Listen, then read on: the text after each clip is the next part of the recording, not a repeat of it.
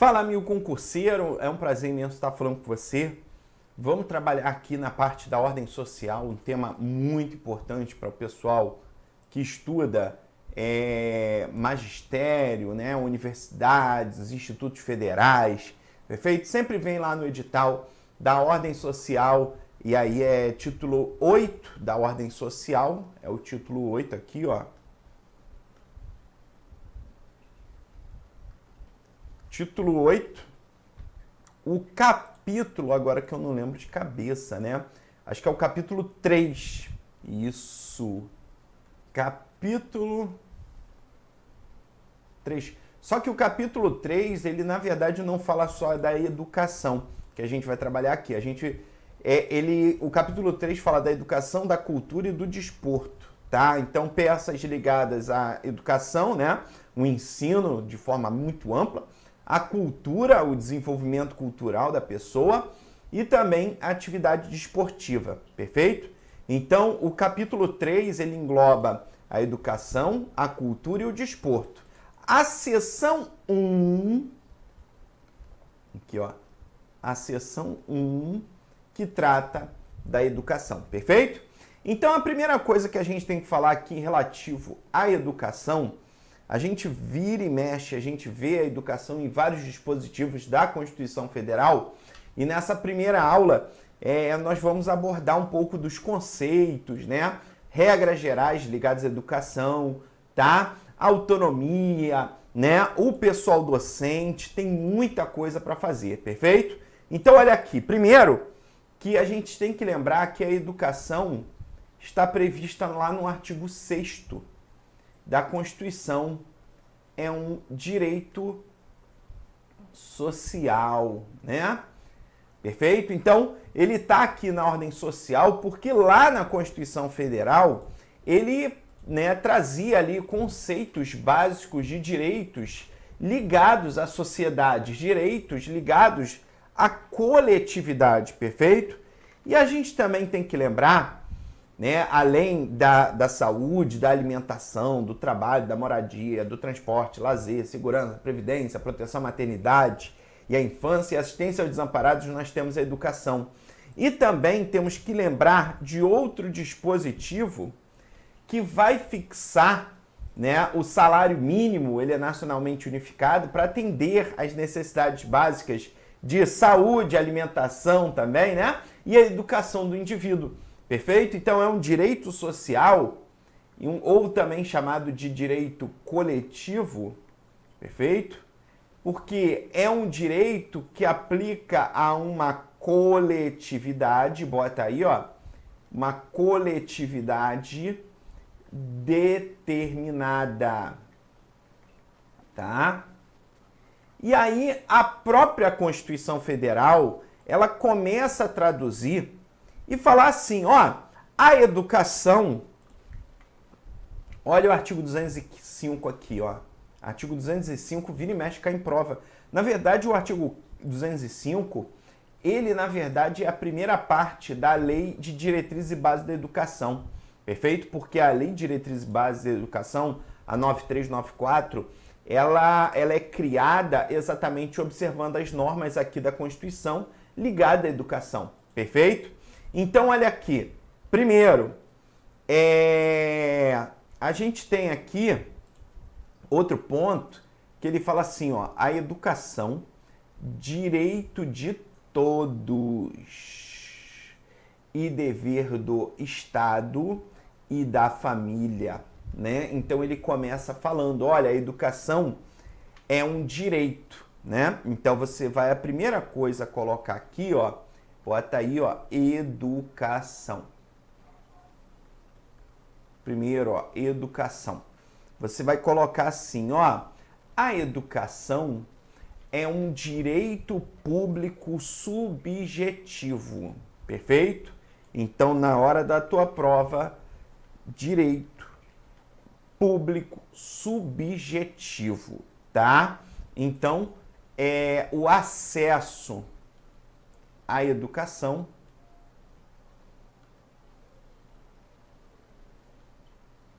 é um direito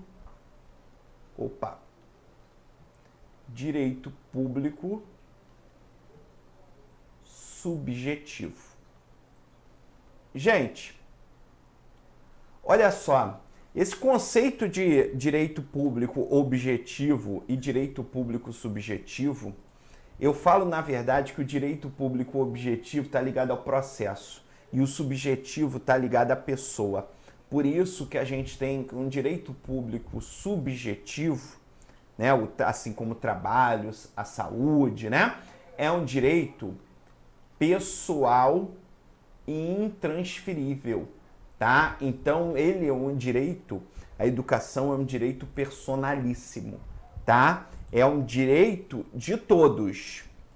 Até o artigo 5º, né, da Lei de Normas e Diretrizes Básicas da Educação, ela fala, no artigo 5º, fala assim, o acesso à educação básica obrigatória é um direito público subjetivo, podendo qualquer cidadão, grupo de cidadãos, associação comunitária, organização sindical, entidade de classe, né, ou outra legalmente constituída, e ainda o Ministério Público acionar o poder público para exigi-lo.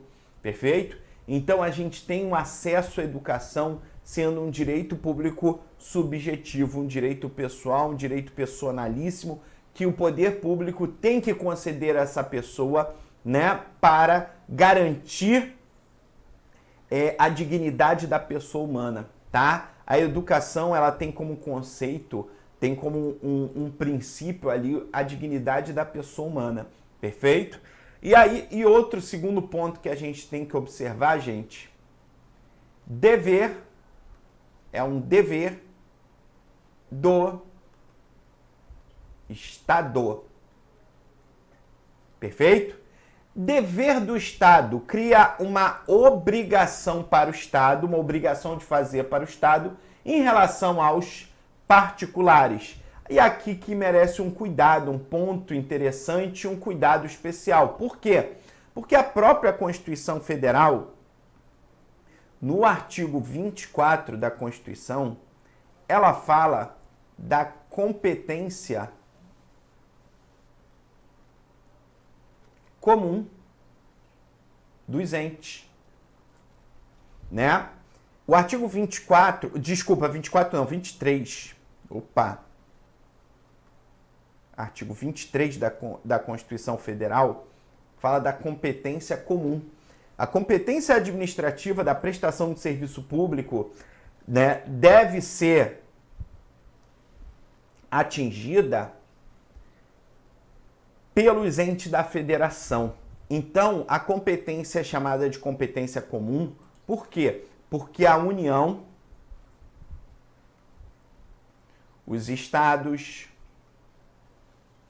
o Distrito Federal e os municípios deverão atuar em regime de cooperação, né, nas práticas educacionais. Então a gente sabe, tem Ministério da Educação, Secretaria Estadual da Educação, Secretaria Municipal de Educação.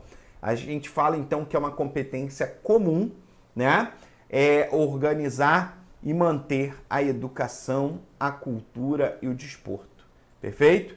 Tranquilo? Maravilha, então cuidado com isso. Olha aqui, por conta disso, tivemos até uma decisão muito interessante, eu boto essa decisão, que às vezes não é muito irrelevante, assim, até um pouquinho para a prova, mas eu gosto de botar, da Lei 3.364 do Estado do Rio de Janeiro, que concedeu meia entrada, a concessão de desconto de 50% sobre o preço de ingressos para casa de diversões, praças desportivas e similares aos jovens de até 21 anos. É legítima e adequada a atuação do Estado sobre o domínio econômico que visa garantir o efetivo exercício do direito à educação, à cultura e o desporto, né, nos termos da Constituição Federal. Essa é uma lei do Estado do Rio de Janeiro que deu a possibilidade, na verdade, deu a obrigatoriedade, né, de atuar no domínio econômico para estimular, fomentar tanto a atividade recreativa, né, educação, a cultura dos jovens em casas de diversões, praças esportivas, né, até jovens até 21 anos, para fomentar exatamente a educação, a cultura e o desporto. Então, aqui no artigo 205, ó, a educação, direito de todos e dever do Estado e também da família. E aqui que mora o problema. A gente lembra que, obviamente, é obrigação da família tanto colocá-lo na educação básica. O que é educação básica? A gente tem a educação, vamos dizer assim, obrigatória, que começa no ensino fundamental, né? Então, na Lei 9394 fala que é obrigatório no ensino fundamental, né? A gente tem na educação infantil, a gente tem as creches e pré-escolas, né? Que está no artigo 21. A educação básica é formada pela educação infantil, ensino fundamental e ensino médio. E aí a gente tem, ó, na educação básica, a gente começa, né, na educação infantil. E a educação infantil, nas pré-escolas, nas creches, é para as crianças até 3 anos. Já nas pré-escolas, para as crianças de 4 e 5 anos. Perfeito? Já no ensino fundamental, obrigatório, com duração de 9 anos, gratuito na escola pública, iniciando aos 6 anos de idade e terá por objetivo a formação básica do cidadão. Então, a gente vê a obrigação, né, da família, é obrigatório a partir do ensino fundamental, a partir dos 6 anos, ela está obrigada, né, a matricular aquela criança, perfeito, na escola e promover ali o ensino. É o dever do poder público, né, matricular essa criança. Não pode justificar a ausência de vagas.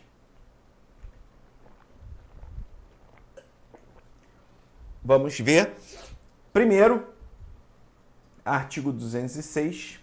O ensino será ministrado com base nos seguintes princípios. Esses princípios também estão previstos na lei de diretrizes, né? Então, olha aqui. Primeiro, os princípios que caem em prova. Isso daqui cai muito em prova. O ensino será ministrado com base nos seguintes princípios, né? Aqui são os princípios do ensino. Perfeito? Não é especificamente da educação básica, né? Não é do ensino superior, nada disso, tá? Então, do ensino de modo geral. Igualdade de condições para acesso e permanência na escola. Obviamente, tem um conceito aqui do princípio da isonomia, né? Ou princípio da igualdade dos alunos, que, obviamente, a gente tem um ensino primeiro criando uma regra geral. Perfeito? Então, obviamente, os municípios e estados não podem sair legislando de forma autônoma, né? Ultrapassando a lei de diretrizes. Não. Tem que observar as normas exatamente para a prática dos atos, né? Segundo ponto que a gente tem que observar, gente, que é a igualdade aqui no acesso. Obviamente, a gente tem que ter uma igualdade de, olha, a inscrição vale para todos, né? Não posso criar limitação de regionalidade, de idade, né? De sexo ou qualquer outra, né, sensitariedade ou capacitariedade em relação ao livre acesso do ensino, né? Segundo ponto que a gente tem que observar, o segundo princípio. Então, o primeiro princípio está ligado ao princípio da igualdade. Perfeito? Que subdivide a igualdade nas condições para o acesso, né? Para a matrícula, poder acessar, né? E também a permanência na escola. A liberdade de aprender, ensinar, pesquisar e divulgar o pensamento, a arte e o saber. Aqui essa liberdade está ligada à liberdade no sentido amplo. Tanto a liberdade, obviamente, das atividades da escola, né? Elas têm autonomia, os entes têm autonomia, porém essa liberdade não é uma liberdade absoluta. Na hora da prova, cuidado com isso, não é uma liberdade absoluta, porque a gente sabe que a própria lei de diretrizes, ela define determinadas atividades, determinadas cargas horárias, né? Então isso daí tem que ser cuidadosamente observado na hora da prova, tá? Por exemplo, o que eu vou dar um exemplo aqui? na educação infantil, por exemplo, tem uma carga horária mínima de 800 horas, né? Então, tem um controle de frequência.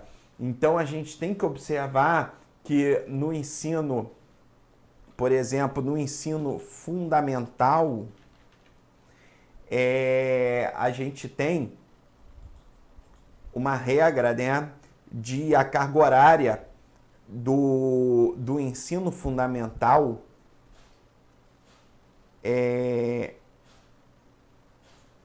que está no inciso 1 do artigo 24, a carga horária mínima da educação básica é de 800 horas para o ensino fundamental e para o ensino médio. Então você vê aqui uma obrigatoriedade, de certa forma, de seguir as regras. Então ele não pode ter autonomia e chegar e falar, não, olha só, eu quero botar 300 horas no meu. Não pode. Então, embora tenha essa liberdade não é absoluta. Então, segundo os princípios, o princípio da igualdade, princípio da liberdade, que está ligado à autonomia pedagógica, né? Aprender, ensinar, pesquisar e divulgar o pensamento, a arte e o saber. Claro, gente, que tem que seguir determinadas pautas, né? E, obviamente, o plano de estudo, toda a programação de trabalho.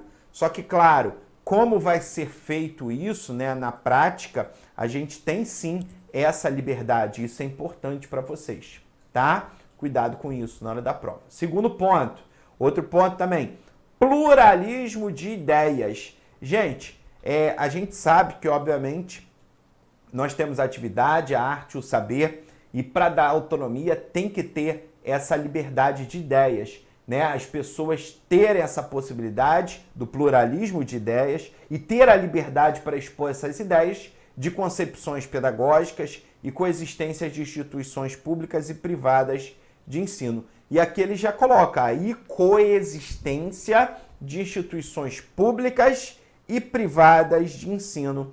E aqui mora um ponto importante para vocês. Por quê? Porque, na verdade, a gente tem as instituições privadas, elas têm que observar os dispositivos aqui que são definidos pela própria Constituição Federal e pela Lei 9394, né? Então isso é importante, que as instituições privadas, elas participam também de forma complementar nos estudos, tá? No desenvolvimento, né? Mas, claro, sempre observando as normas editadas, perfeito? Então, cuidado com isso na hora da prova, tá? Outro ponto também, a gente tem que pegar, já que a gente está falando de instituição privada, eu quero pegar o artigo 209. Aqui, ó. Então, ó, aqui que eu estou falando da liberdade, né? Ter a liberdade, ter a possibilidade das instituições privadas participarem, mas cuidado, não é tão livre assim.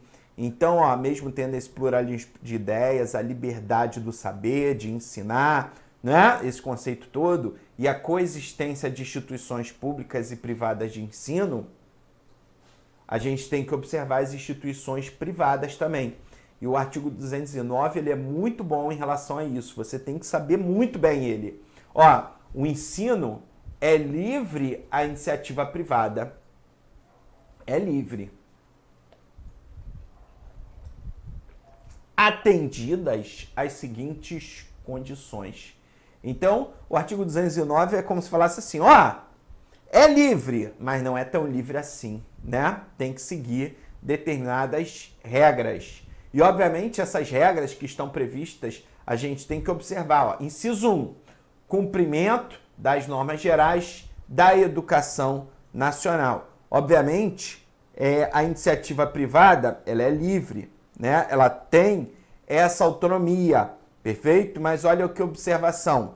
Mas tem que observar as normas gerais de educação nacional. Então, a Lei 9394 também é endereçada, né, para as instituições privadas. Elas têm que observar. Então, quando você fala que na legislação está pedindo 800 horas carga horária mínima, obviamente a gente tem que entender que as instituições privadas também têm que atingir essa carga horária mínima. Tranquilo? Então não é tão livre assim, Porque o serviço público de educação, ele tem que pautar pela igualdade, perfeito? Porque se não tiver igualdade, tu imagina, a iniciativa privada é a metade da carga horária. Você faz muito mais rápido, né, a carga horária da iniciativa privada. Então, nesse caso, geraria um problema. Muita gente iria para a iniciativa privada exatamente para outros motivos, vamos dizer assim, tá? Então, cuidado com isso na hora da prova, perfeito? Continuando aqui, autorização e avaliação de qualidade pelo poder público. Opa! Então, aqui é importante. Você observa que, ó, a autorização é feita pelo poder público, então compete ao poder público autorizar, né? E ele que vai regulamentar quais são as atividades que podem, né? E o que vai ter ali nas atividades, o projeto pedagógico, tudo bonitinho, perfeito? Ele que vai autorizar e ele também que vai avaliar. Então, ele tem que manter essa avaliação exatamente ali para observar, né, o que está sendo, o que está ocorrendo e quais são as realizações e atividades previstas. Perfeito? Então, ele tem esse papel também de avaliação, tá? Serão fixados conteúdos mínimos para o ensino fundamental, de maneira a assegurar a formação básica comum e respeito aos valores culturais e artísticos nacionais e regionais. O ensino religioso, aí, artigo 210, é um outro tema também que vira e mexe cá em prova. O ensino religioso de matrícula facultativa constituirá disciplina dos horários normais das escolas públicas de ensino fundamental. Perfeito? Nesse caso aqui, a gente tem que falar do ensino religioso, que está previsto também, previsto no artigo 33, né? Nesse caso, o que a gente tem que observar? Primeiro, o ensino religioso é de matrícula facultativa, por respeito à liberdade de religião ou não, né? Então, ele ter a religião ou não ter religião, perfeito? Segundo, isso está previsto também no artigo 33 da Lei 9394, a lei que trata de diretrizes e base da educação. E o artigo 33 dela fala assim: o ensino religioso de matrícula facultativa é parte integrante da formação básica do cidadão e constitui disciplina dos horários normais das escolas públicas de ensino fundamental, assegurado o respeito à diversidade religiosa, né, cultural religiosa do Brasil, vedada qualquer forma de proselitismo. O que é isso, galera? Na verdade, durante as aulas, não pode catequizar a pessoa, não é? Naquele momento de sala de aula do ensino religioso, não pode ocorrer a missa, o culto, né? Ou atividade propriamente religiosa, perfeito? Ali é o momento de educação religiosa, tá? Não de catequese propriamente, né? Então, não é vedado o proselitismo, perfeito? Tranquilo? E, obviamente, os próprios sistemas de ensino que vão regulamentar os procedimentos para a definição dos conteúdos do ensino religioso estabelecerão normas para habilitação e admissão dos professores. Perfeito? Beleza? Tranquilo? Maravilha, então, isso é importante também.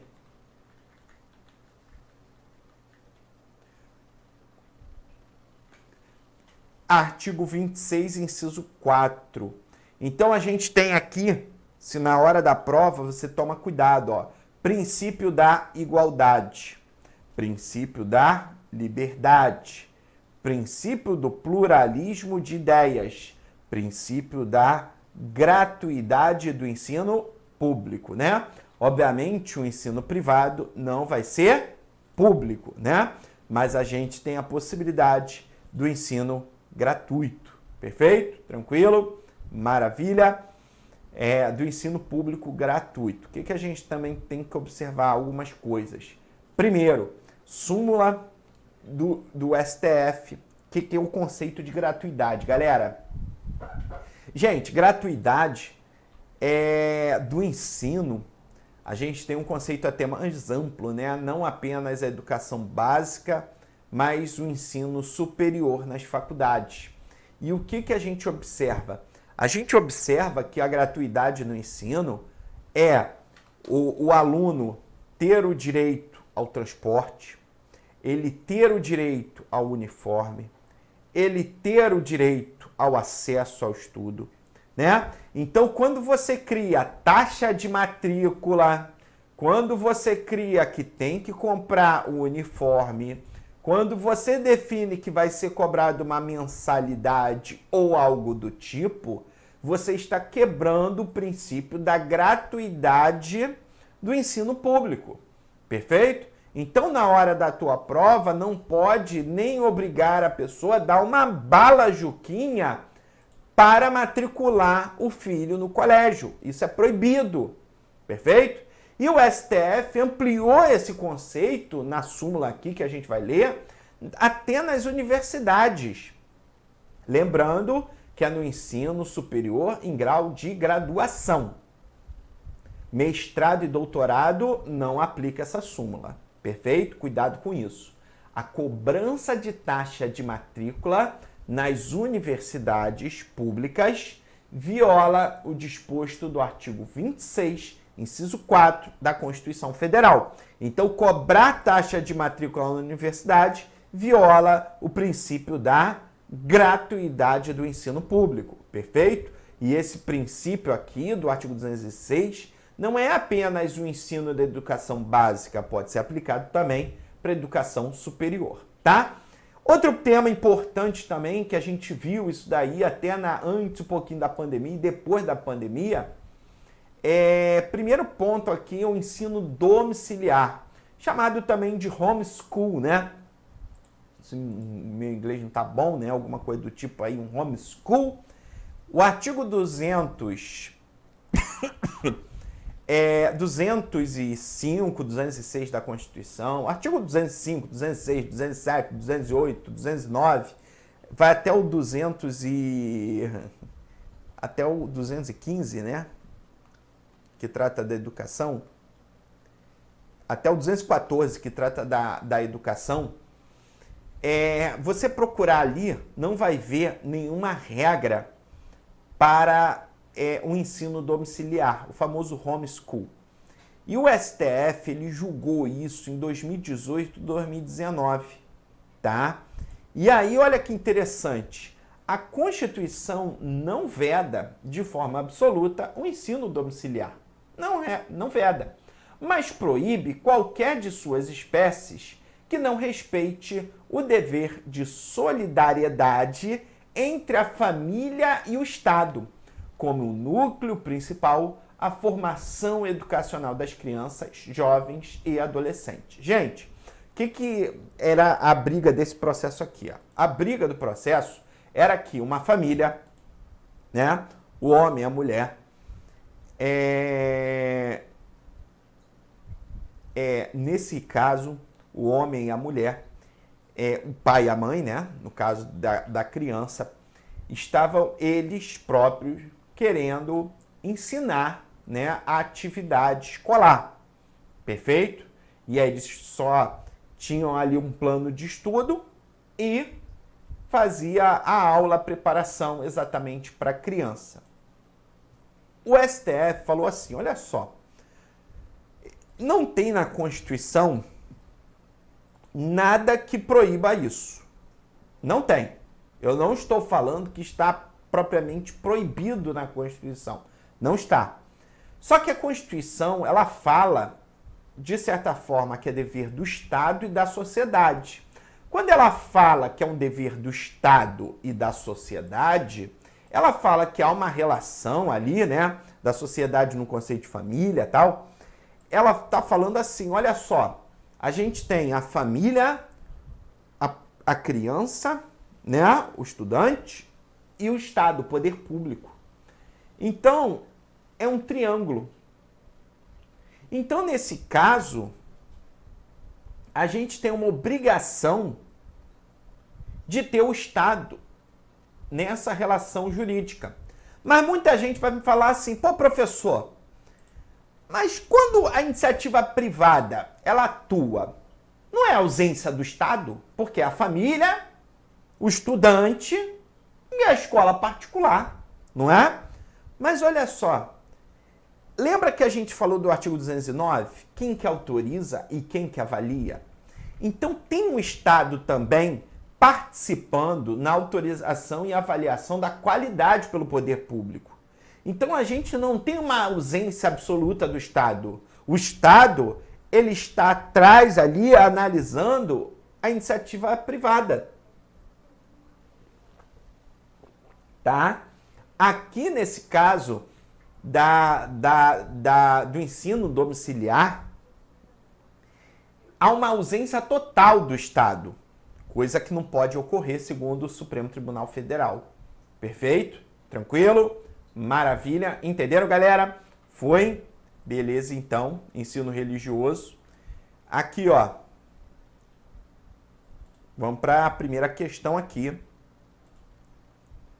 Vamos lá, questão da FGV.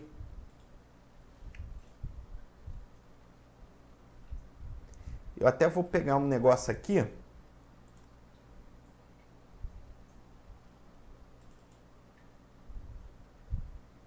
Um quadrinho que eu gosto muito aqui.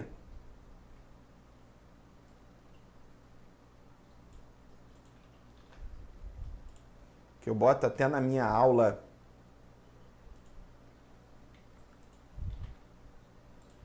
Na minha aula também de diretriz e base da educação, eu coloco esse quadrinho, né?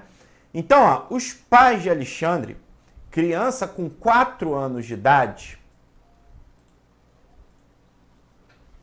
Eu vou ter que sair aqui da tela, né? Sair, tá. Os pais de Alexandre, criança com 4 anos de idade, consultaram um advogado sobre a possibilidade, né, de lhe oferecerem educação domiciliar, em vez de o matricular em uma escola regular, perfeito? Como os pais tinham formação em pedagogia, né, olha que luxo, né, e ampla experiência com a docência, entendiam que poderiam maximizar o tempo disponível e obter os melhores resultados com a educação domiciliar. O advogado respondeu: a frequência à escola não seria obrigatória. Gente, parou. Vamos lá. Deixa eu até acrescentar uma coisa aqui, que eu falei, ó, obrigatório ensino fundamental é 6 anos, mas cuidado, tem um ensino infantil, né? Então, olha aqui, ó. E a educação básica, a gente fala, né, da educação básica que está aqui, ó, que subdivide ensino infantil, fundamental e médio. A educação básica ela é obrigatória e gratuita dos 4 aos 17 anos de idade, tá? E aí cresce até os 3 anos, 4 e 5 anos de idade pré-escolas, né? Então começa na pré-escola, 4 anos de idade é obrigatório. Ensino fundamental, 9 anos, iniciando-se aos 6 anos de idade, e ensino médio. Perfeito? Tranquilo. E aqui a criança, ó, 4 anos de idade, então já é obrigatório, né? O advogado respondeu corretamente que, de acordo com a ordem constitucional brasileira, letra A, a frequência à escola não seria obrigatória, já cortou, já que Alexandre, em razão de sua idade, ainda se encontra na educação infantil. Não, ela já é obrigatória, não por estar na educação infantil, mas porque a educação infantil já é a parte da educação básica, já é obrigatória a partir dos 4 anos, tá? B, o poder familiar permite que os pais escolham a melhor educação para Alexandre, tá? Que não afasta a supervisão dos poderes constituídos. O poder familiar permite que os pais escolham a melhor educação? Não, na verdade a educação está vinculada aqui no caso do poder público, né? O poder público já está obrigatório. Perfeito? Tranquilo? Beleza, então. A frequência à escola, embora obrigatória, era alternativa, já que Alexandre tinha o direito subjetivo público de ser educado pelos pais. Embora é obrigatória, era alternativa. Pô, tá conflitando, né? Uma coisa com a outra. A matrícula em escola regular, ainda que Alexandre se encontre na educação infantil, era obrigatória, o que não poderia ser substituído pela domicílio. Aí, show! Mas é obrigatória, né? A educação pelos pais no domicílio, embora configure um direito público subjetivo de Alexandre, não exima de submeter as avaliações formais, não é errado também. Gabarito, letra D de dado. Beleza, galera? Tranquilo? Fechamos aqui essa primeira aula, tá? Espero que tenha gostado aí, tá? Então, fiquem com Deus aí, bons estudos.